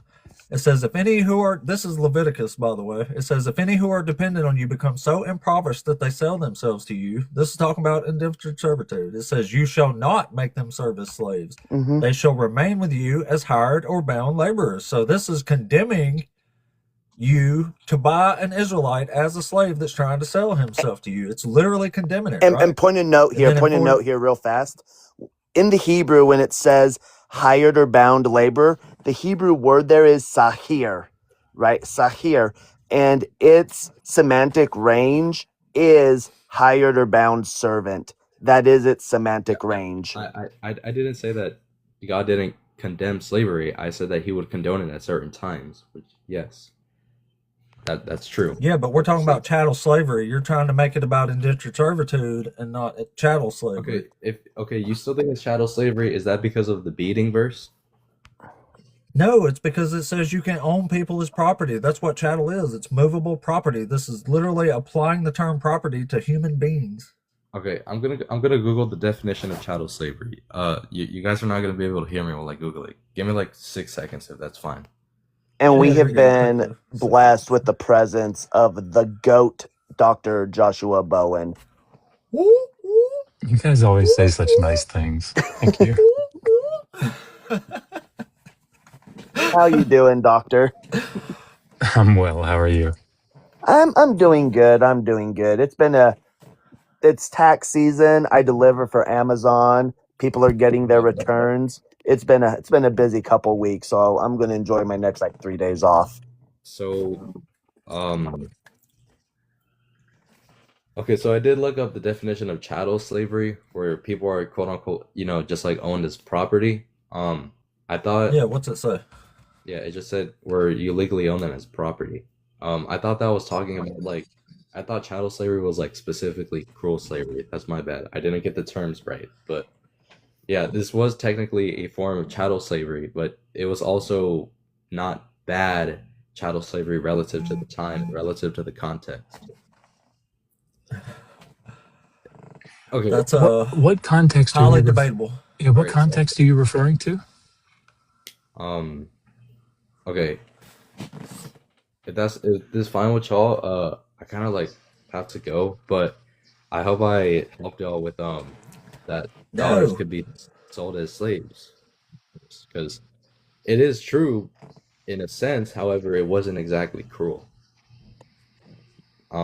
I might come back like later or tomorrow if that's fine. So thank you for letting me sure. talk. Is it because I referred to Joshua Bowen is Dr. Joshua Bowen and you got scared? Like, I'm sorry. Yeah, that was very scary. Okay. Yeah, he's literally wrote a book on slavery. He's a PhD Hebrew Bible scholar. That's nice. Well, what are your books? The one probably that they're referring to is, did the Old Testament endorse slavery? Oh, okay. Well, I guess I'll come back later or something. He don't disagree with you. All right. Yeah, Yeah, you can come back, man. Thanks. All right. Thank you. All right. Y'all have a good. Yeah, no problem. Well, crap. He heard boss music and was like, oh no, oh no. Yeah. Y'all remember that movie 300 where Xerxes like puts his big ass hands on his shoulders? Mhm. Like that guy was like him, but Dr. Josh was those big ass hands. It's like, shit. It's You like, guys are silly. He probably did have to go. There's probably not a connection there. You guys are silly. yeah, you read him off. You totally read him off. No, he probably did have to go, but well, man, that was bad timing. We got Dr. Josh shows up, then there he goes. Dang it. Hey, Cyber, good to meet you too. I don't think I've ever had you up. Cyber? Yeah, I've been in your live a few times, and I love your work. So, but yeah, I heard him thank coming you. up, and he's like, "Well, they had to be slaves because there's like no welfare for them." And it's like, clearly you've not read. There was a welfare system built into Torah. May not be the Yeah. greatest welfare system, but it's there. You're right. It is there. Oh man, man, that sucks. That was such bad timing when he had to leave. Though. Oh crap. Uh-oh. Maybe even better here. There, J Rob. What's up, buddy? Yeah, what's going on? What's up, man? Did you want to talk to us about slavery today? About slavery. Slavery in the Bible? Well, I was trying to figure out how you justify saying that God is unjust. Under what morality can you ground justification to say that? Well, I'm a moral realist. I can tell you how morals are objective, but I'm sure host might have a different view on it. Yeah, I mean, I would love to see how you could ground morality without God. Yeah, so morality is going to be grounded in ethics. Ethics is going to be grounded in logic, specifically law of non-contradiction. First of all, the best way that we can ever be able to judge ourselves is through self-respect. That's how we judge our own value. But in order to rationally judge ourselves, we have to be able to look outside of ourselves at like situations and give those proper judgment values. If we can't do that, then we can't possibly have good self-respect. With that said, Yeah, cyber. well, let me finish. Oh, go ahead. I mean, the only thing I'm hearing from that is art fallacy. Well, let me finish real quick. Okay. So with that is going to be, because that's just placing us how we can value ourselves in relation to others, just a self-respect thing. But then it is a case that we are moral rational agents. We all have ends that we want to achieve, mainly flourishing. But in order to flourish, I have to have the freedom and well-being to achieve that flourishing. But in order to do that, people ought not interfere with my freedom and well-being. So if people ought not interfere, well, I'm going to claim this as a right, and then prima facie, just on its face, since it's a right, it gets extended to everybody else. And thus, if I'm using my freedom and well-being to interfere with somebody else's freedom and well-being to flourish, well, that's just self-contradictory on the worldview. Thus, it's wrong because contradictions don't exist. So if I'm using my freedom and well-being to say put somebody else into slavery, and that infringes upon their freedom and well-being, well, I'm morally wrong. Well, that was completely subjective, what you just demonstrated, and what's subjective? And you're committing the is art. Wait, what's subjective? Yeah, so you're saying you want to flourish, and most people want to flourish too. Everybody wants to flourish. Yeah. Just because we want to flourish, that is just is right. People want to flourish, right? Well, to live a good life, we have to flourish. That's just objectively true. Yeah, sure. That's objectively true, right? Yeah, thank you. Wait. Time out. So people wanting. Can I finish? People want Sorry. people wanting things is, we could say that's objectively true, right? People want things, right? But once you go from a fact about reality, right, about the He's already physical. lost the argument. He's already not Can tracking. I finish? Can I finish? That's Because funny. Yeah, please. once you're talking about facts about the physical world, right? Uh-huh. Now you go into metaphysics to say that there's this something out there that that you're deriving a ought from, or you're saying that people should flourish or people should have this freedom. So I'm trying to figure out where are you getting that from, strictly from the physical world. No, what I'm saying is that it would be so you, as a rational agent, you want to flourish. Now, what flourishing means to you could be a plethora of things. There could be different things to you. That's subjective. Yeah, so, but flourishing itself would be objective. But whatever flourishing is to you depends on you. But you want to flourish. But you're also going to hold that other people ought not interfere And that's with subjective. your, huh? That's subjective. What do you mean it's subjective? Yeah, I don't want people to interfere with me trying to flourish. That's subjective. Yeah, and that, yeah, did you not hear the argument? The argument is that if you want the freedom and well-being to flourish, but yet you use that freedom and well-being to impede on other people's right to flourish, but you're going to hold that other people ought not interfere with your freedom and well-being, but that's you're subjective. interfering. That's self-contradictory on your That's worldview. subjective, Listen. That's self-contradictory on your worldview. Contradictions aren't real. So anytime anybody, because everybody wants to do these things, so anytime anybody interferes with somebody else's freedom and well-being, it's a contradiction upon their own worldview. Yeah, but worldview, right? That's subjective, right? This is my personal opinion on how I think people should behave. That is subjective. So just because many people have subjective opinions on how people ought behave, Well, right? it's true that people need freedom and well-being to flourish. Yeah, Like that's just okay, a fact. but that's subjective. You're saying that, hey, just because I need this, right? Therefore, people ought to behave like this. This is subjective. That's purely subjective. No, you need freedom and well-being to flourish. Oh, That's my God. objective. Yeah. Who says that people should flourish? Oh, I'm not saying that people should flourish. I'm just saying that in order Okay, to then. flourish, you need your freedom and well-being. That's still objective. Oh, okay, then. So then it's subjective, right? No, So it's not. You're just confused. just saying, hey, people want to flourish, and in order Hold on, let me ask a question. Is chess, the game of chess is subjective, right? Hey, host, real quick. Somebody in the comments, angry atheist, he's calling me a P3DO, bro. So, Rob, is chess subjective? That's y'all cool with that? Like that's literally slander. Who what? That's slander. So, Rob, Well, is it's just subjective, so it's just subjective view. Is chess a subjective game? Wow, that's crazy. I don't see it. What are you, Rob, answer the question. Is the game of chess subjective? Angry atheist. And then looks like infectious Bitus is agreeing. That's crazy. You said what now? Yeah, the game of chess. Is the game of chess a subjective game? Like the game itself? The game of chess, is it a subject?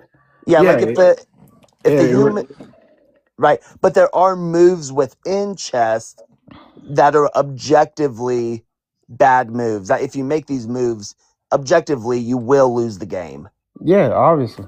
So you can have subjective things that have objective things within them, correct? Of course. All right, thank you for playing. So you're not, but the game is subjective, just like your morality is subjective, right? No, my morality is objective. I explained why. You just like your own example. The game is subjective, but within the game there are objective moves that you can win or lose the game, right? That doesn't change the fact that the game morality itself, is objective, my dude. I explained why. Bro, you just lost in your own example. No, So no. all right. Justice, like you're not even. That's morality, not justice anyway. Like justice is dealing with fairness and getting what you deserve. Morality is dealing what's right and what's wrong, like good or bad. I mean, but It's not even the same concept. well, it's not the same, but it's like directly related, right? Well, no. So I mean, it's Justice is so I mean, based it's off weird of to say morality. let's debate if God is unjust and then say morality is subjective. Like it's just No, strange. I'm saying justice is based off of morality, right? Laws are against moral No, act. justice is based off fairness. I mean, so Like it is in a against sense, but it's not the same. against moral. I didn't say it's the same, but it's based off of moral I actions. know. Huh? So if you're not debating justice, you're debating something else. If you're debating morals, I mean, can you have justice without morality? you can have fairness. Okay, but fairness is something different. Fairness is justice. That's Is the whole point of justice. Like is being unfair a morally good thing or a morally bad thing? you could say it's morally bad. Yeah, because it's a moral action, right? If I'm Yeah, and God is unfair, so it's bad. okay, That's so why I'm I'm saying God is unjust. so I'm explaining like these are more like without Well, that's more. perfect. You just hit the nail on the head. I'm saying without morality, you have no justice, right? Well, I mean, it don't really matter because justice is still its own thing. Like we can agree on what justice is and what violates that, and I'm pretty sure we can get to God's not just really, really. Yeah, easy. I'm just saying. I'm just saying. Like your whole fundamental like basis of your argument is going to be flawed because you hold to subjective morality, whereas justice is Well, nothing. can you define subjective for me? Yeah, it's based on a stance, so it can be changed by opinions. So what does objective mean? Objective means beyond one's stance or opinion. Objective means it's true independent of a mind. Right. Subjective means mind dependent. Right. Objective means it's true independent of a mind, right? Right. Right. So do morals depend on the mind of God? No. Oh. So God's opinion don't matter. You said what? So God's opinion don't matter then. God's opinion does matter, but when we're talking about morality, it's not based off of his opinion. What's it based off of? His nature. Okay. So is God's nature dependent on his mind? No. Wait, So the God, laws? so what is God? Is it just like a law of physics or something? You said what? Is God just a law of physics or something? Is God the understand. law of physics? Yeah. I don't know what you mean by that. But when we're talking about like his necessary ontology, right, would have to be the grounding of morality. It's outside of his mind because So when God commands that grape victims have to marry their rapist, that's just his nature to do that. so these laws are going to be relevant to the sinful nature and the fallen nature of man at that point in time. These laws, I thought they were grounded in God, though. well, yeah. Wait, what do you mean grounded in God? Like, yes, obviously God has given us. You said this is all grounded in God. No, Morality I'm just saying. justice I'm is saying grounded in God. morality is grounded in God, right? But when we're talking about these laws that were given to man, right? These are laws given, yes, by God for or because of man's fallen state. These laws by no means were to be the objective moral. So God's nature changed based on man's fallen state? No, God's nature didn't change. So it's like this. If I have like extremely bad kids, right, that are like baby Schmittlers, you know what I'm saying? I'm gonna give them like laws Baby and Schmittlers. right. I'm gonna give them laws and commands that they have to abide by. But these laws that I give them, right, are not the objective moral standard, right? Because they're not ready for the objective moral So standard. God gave immoral laws, is what you're saying. Not immoral laws, but he gave laws for specific individuals. Can you go back and just repeat what you said about the laws that you're going to give to the baby Schmittlers that you gave, that you have, that are your children. Yeah, I'm just saying, like the laws that or the commands or rules that I give them, these aren't like an objective moral standard. These are just going to So be it is the rules. case then that the Bible does not have objective moral standards in them. Thank you for playing. No, that's false. That's what you just said. No, that's not literally what I said. what you just said. That's not what I said. If you So when God commands, can I when God commands a woman who's been great to marry her rapist, is that objectively moral? so Jesus is the objective moral standard. No. Is the law that God gave for women who've been great that they have to stay married to their rapist, is that morally objective? Is that morally objective? Doesn't even make sense. Jesus is the moral standard, right? That's not the question I asked. That's you're dodging for a second time. I'll go back and ask a third time. When God commanded in Deuteronomy that a woman who's been great must stay with her rapist, that's a law that God gave. Is that objectively moral? For them, it was, yeah. For them, it was. Right. And So it's like subjectively, it's like objective for them and subjective for us, right? No, so it's not. So yeah. Basically, just like Do you know what objective means? Yeah. So telling a kid, yes. So if I have laws for my kids, right? I tell them, hey, you have to be in bed by this time. you can't eat these foods, right? Before. But that's based on your mind So as it's a an human, objective right? law. You have to be in bed at 8 Better o'clock. yet. No. So like, for instance, if I make a law that Is that based off your mind or your nature? can I finish, bro? I don't know why y'all got to troll. So if I make a law that you can't feed a infant steak, right? That's going to be an objective. That's going to be an oh my god, bro. That's going to be an objective law. Okay, that's going to be an objective law that only applies to kids, right? Because our babies, infants, they're not ready for steak, right? So it's objectively wrong for anyone to feed a suckling steak, right?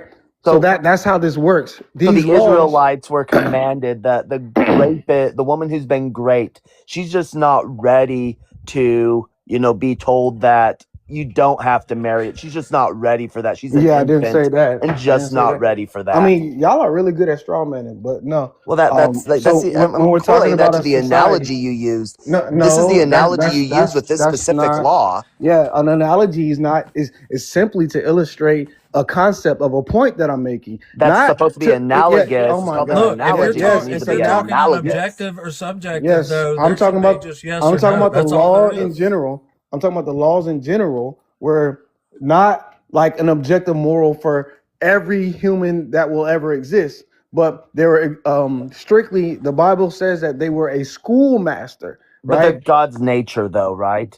So does God's nature change? No, nature doesn't change. People change. Time changes. So how have we changed?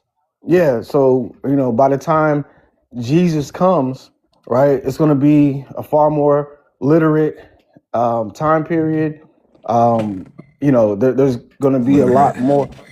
Yeah, literacy. Why didn't God just give these ancient peoples the ability to be more literate? Yeah, because God allowed morally significant free will. So because morally significant free will requires that humans are able to develop under these conditions, God is not going to just violate that. So he sent Jesus to violate that. Yeah. No, Jesus didn't violate that. Jesus came at the right time in the right place. Well, he did if literacy went up because of Jesus. It didn't go up because of Jesus. What are you talking about? I mean, you can say that just later. said it went up because of Jesus. I mean, you can say that later on that because of Christians. What do you mean by what you say? Because of Christians. Morally acceptable free will. What was the term you used there? I said morally significant. Morally significant. Can you explain that a little bit? Yeah. So It's like Just so you know, I've let- never heard this argument before, so I'm yeah, curious. yeah. Like let's say like okay, love, right? Let's say you want a relationship with a person, a woman, and this woman has no choices but you, right? So like Yeah, that's internally, what God says. If I grape her, then she's oh my mine. God, bro. So That's what you don't God even want. says. So you don't even want a conversation. Okay. I'm just saying that's what God says. If I want her, I don't Okay. have to. I don't have to go to her father. I can just grape her, All and right. she's mine. Okay. All right, y'all, man. I appreciate the combo, man. Y'all just want to troll. All right, y'all take it easy. See you later. Wow, that was a walking contradiction. Never heard somebody say the laws change without actually saying the laws change. I said objective for them. I mean, like I definitely understand if you're taking the New Testament as and all the writings there as part of your interpretation of the Hebrew Bible, like and the way that that's been interpreted throughout history. Sure, I mean, like I guess I can entertain that more. But I think this idea of like the law being, this thing that's given that's not, that's accommodating, and it's something that was anticipated was going to change, and those sorts of things. It's just not something that's borne out through much of the Hebrew Bible, right? So sure, you have things, where Ezekiel's talking about laws about child sacrifice and saying that God, gave these bad commands. I mean, you do have that tradition, but I mean, like, it's really hard to read Psalm 119 and think the law in the writer of the mind of the writer of Psalm 119 that the law wasn't perfect and good and righteous. Like, that's really hard to walk away thinking that God's law wasn't perfect. I don't know. Yeah. That's a really good point. I wish I could think. I need to think of that one more often. Especially that would have been really good to bring up with that last guy there. Says these laws are supposed to be perfect. That's a really good one. I'm gonna make a note of that shit. Well, and it's just weird when you run into like when they try to use like the God's nature thing, because a nature is something that can't be changed.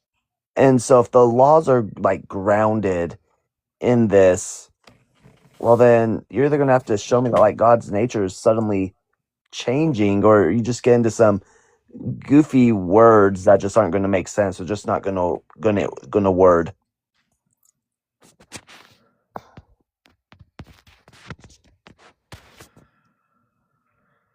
What a trip it is out here sometimes.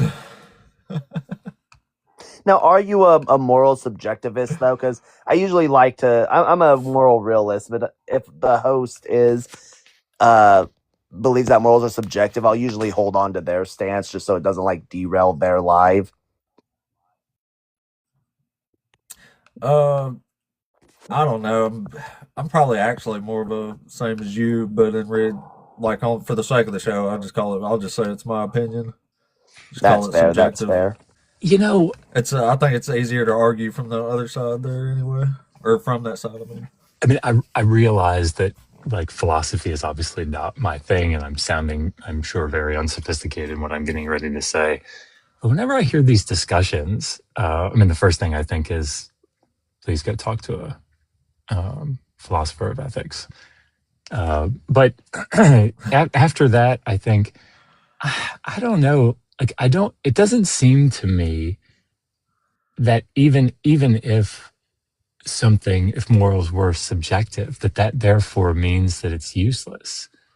And again, I could be completely wrong about that. I don't know. But like, if I walk into the house and I say, it's chilly in here, there is no like objective standard for chilliness, right? And that, not that I know of. And so, but that doesn't mean that just because subjectively to me I'm chilly, that's a useless thing to say. Like, if Megan said it and I said, "Wow, that's just your subjective opinion," so what's the point? Like she'd say, "I'd really appreciate it if you would go turn the thermostat up because I'm chilly." Right. And there isn't a 71.3 degrees is the objective standard of warmth or something. Like I don't, again, maybe that is the case, but I just don't think that even if morals were subjective, that means that they're like useless. It just means that we as a society have to get together and talk about it and talk about what should we be basing it on. And it's like, it seems like welcome to where we are. I don't know. Yeah. So that's what's called it's a branch of logic called like fuzzy logic. So fuzzy logic, it like you mentioned, well there's a scale, and where on the scale does it actually fit? But that's like its own little branch of logic. And so like when we talk about like the law of like excluded middle, it's either the ball is red or it's not red. Well, what if it's purple? Well, then it has some redness to it. So that's where fuzzy logic comes in. But even color, and again, I'm showing all of my cards here of having like I have no skill in the philosophy of ethics, so forgive me. Nobody should like take what I say and go with it at all on this. But like even the color spectrum, right? I mean, we know from ancient texts that what they considered, what they referred to as blue. I mean, shit. What I call blue, the band that represents blue, could be very different from what the band is that you consider to be blue. Like that in and of itself is subjective. It seems. Yeah, but That doesn't mean that it's useless, right? Like yeah, stop, please. Yeah, go ahead, sir. No. I agree with you though. The reason why they want to try to bring up like that morality is subjective in the atheist worldview is because they just want to be like, so just because you think it's wrong doesn't mean that Schindler thought it was wrong, and who are you to say that you're right or they're wrong? So they kind of that scale idea that you were using with the temperature. It's akin to saying like, well, you may think it's cold, but perhaps your wife or somebody else in the room thinks it's hot, and who's right and who's wrong. And that's what the argument they try to pose. And then they try to say, but through having God as the objective standard, we definitively know. Yeah, and I think that's the other thing that stands out to me. And I should probably drop down and get it. I just looked at the clock, but I suspect, and Jesse, you can correct me if I'm wrong here, but I suspect that your question, is God unjust, is primarily taking into account, like it's an internal critique, right? Like, so if whatever it is that the biblical texts seem to say about justice, it seems like, or whatever the Christian worldview is on justice, when one gets down to it, the Christian is either going to have to say, yes, that was unjust what God did there, given what my understanding of justice is, or it just seems like it was unjust, but God had morally justified reasons because whatever God does is just, right? And I don't know, like neither of those feel very satisfactory. Well, and tag on its face, because whenever they do that, they're trying to jump to a tag argument. And tag on its face, one, it's just question begging the entire time. Because in order for tag to work, you have to presuppose the conclusion in its premises. So it's just begging the question. But two, it never gets you to a specific God. It just gets you to a general God at best. So then you just say, congratulations, you believe in atheismo. But atheismo says if you believe in any God, you're just going to hell, so. Yeah, I mean, pretty much any way you do it, you can mess their position up because they'll say this is objectively wrong. Or just ask them, like, is baby bashing objectively wrong? Is slavery wrong? Is grape wrong? And then you just show them example after example of God violating this. No, because then you get J-Rob. Well, it was good for them. That's fine. I'll actually accept those answers. We'll just let people hear that part. Let's decide for themselves what's justified there, I guess. For no pun intended. But I'm probably going to hop down too. But thanks for having me up. Yeah, thank you Yeah, very no much, worries, Tess, for having me guys. up. Appreciate it, man. No worries. I appreciate you coming up. It's always a pleasure. Always a pleasure. Here, I'll drop you back, Doctor.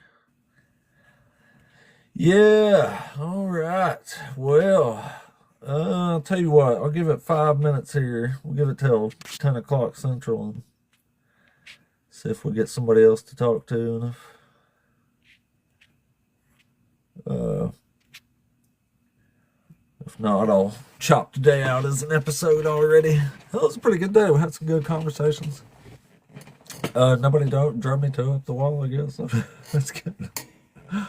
Man, it's hard to hear sometimes. So, if you are a Christian or a Hebrew Israelite, request one up. We want to talk to you. The algorithm is still not favoring us, but then again, we've had somebody to talk to, so I'm good with that. I'm good with that. As long as there's somebody to talk to, man. We just don't want to go too long without talking to somebody. We'll give it 6 or 7 more minutes here. And then we'll go from there, man. Go from there. I don't see nothing yet. Should be fun. Then tomorrow, I'm going to do a little show tomorrow.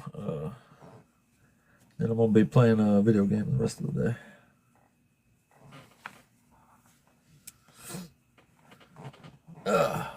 Yeah, you can put it in. You can use it all against itself. It's not even hard.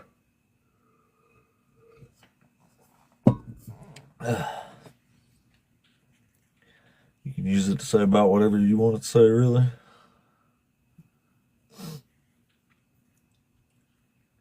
Read this part, read that part. It don't even matter. Let's see. Well, we might still get somebody to talk to. There's a couple people coming through, just not that many. Will do, buddy. Still got a little while, though. Oh, man. Yeah, maybe we'll get one more if we can get one. I mean, I will. If we get somebody to talk to, I'll stay on until another half hour, maybe. Just depends on how it's going, I guess. But we'll see how it goes. We'll give it a minute. Give it a minute and see what happens. I've had some good conversations there. There's still a few people passing through, too, so. Oh, shit. Yeah, no worries, man. I never plan panels. People just pop up when they need a word in there or think they can help me out, which Dr. Josh does a lot. Thank goodness for that. It's the coolest thing about my channel so far is getting to meet no Dr. Josh. So it's pretty awesome. Still got a minute, though. Still got about 4 minutes.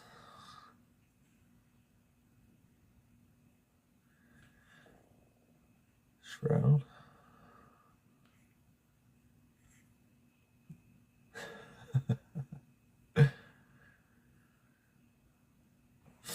Well, he's not unjust, even if he does define it. The problem I have here. He can define justice. I mean, it says stuff that's I would totally line up with justice. Like I'll even use the text for that. So that's the real issue. The good book. Yep. Really, really good.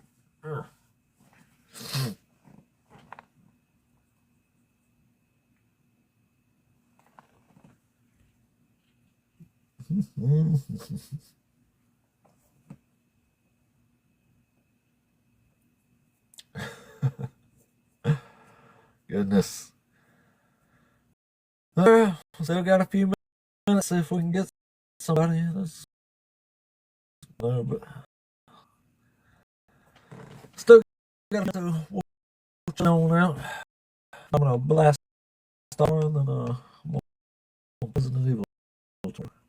It's It's going to be awesome. I'm excited. I've had that game pre-ordered for 8 months now.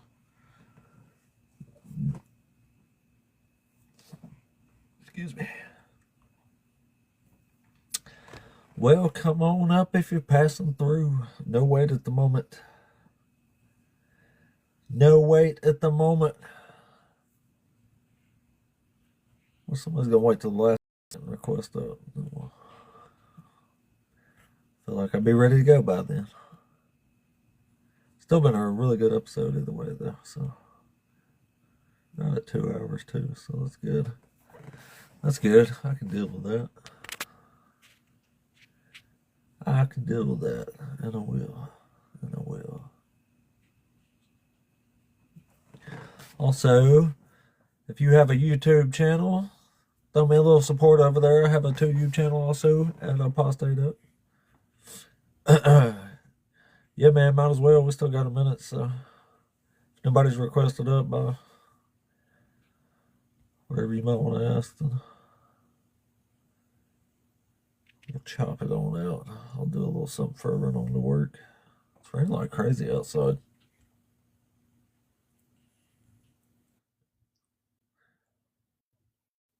Godwin, what up, big dog? Good morning, buddy. How are you? Making it. What's going on with you? It's great. Good show, good panel. I was thinking of this right as your panel was dissolving there. The question could still land with you, and maybe you'll give me a good description. But I had a conversation with J. Rob as well, and another guy last weekend where I had a huge panel, and if I didn't, I would have really been able to hold him to this. But my question for you is, how do you handle when the theists are using the back then argument? Because I really want to drill down into that and get them to, give in. That was back then. Yeah, that was back then argument. Oh, I mean, if they're back using. then, I didn't realize what you were saying there.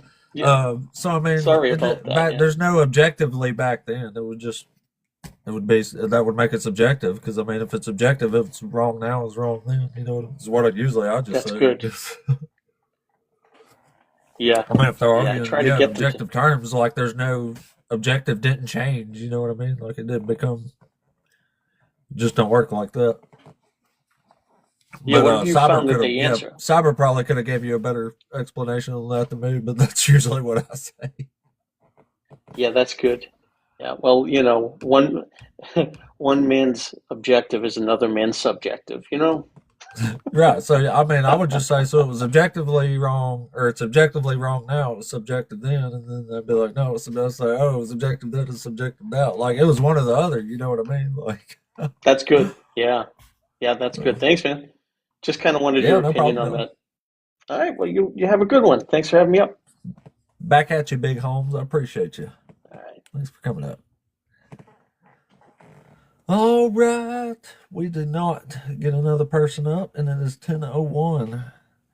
So y'all don't forget old Dr. Josh there that was just up, our biggest homie of the channel. He sells books and stuff that you can learn a whole lot of awesome stuff from. And you can support him and his family by purchasing those books. You can get them on Amazon at Dr. Joshua Bowen. And Audible also has audiobooks on there, which Seth Andrews narrates a couple of his books, which is really awesome because he's got like a very, I don't know a word for somebody's voice, but like he's got a very radio-esque voice. Like he's really good, that type of thing. And also, don't forget about the Rocket City Reason Conference in Huntsville, Alabama this October. And I still got a little while. I might actually, I might try to go old man for a minute, take a little nap. I don't know. But the algorithm is creeping, so I'm not too expecting on somebody jumping in. I don't think there's quite enough time to warrant a reset, so we'll just call it a day here, call it an episode. This was episode 109, I believe. So that's pretty cool. Episode 109 is in the books. Anyway, much love, guys. We will see y'all back tomorrow morning before I start my video game day. But I'll be back to do some more debating and battling slavery apologists again. But anyway, Guys, y'all have a good one.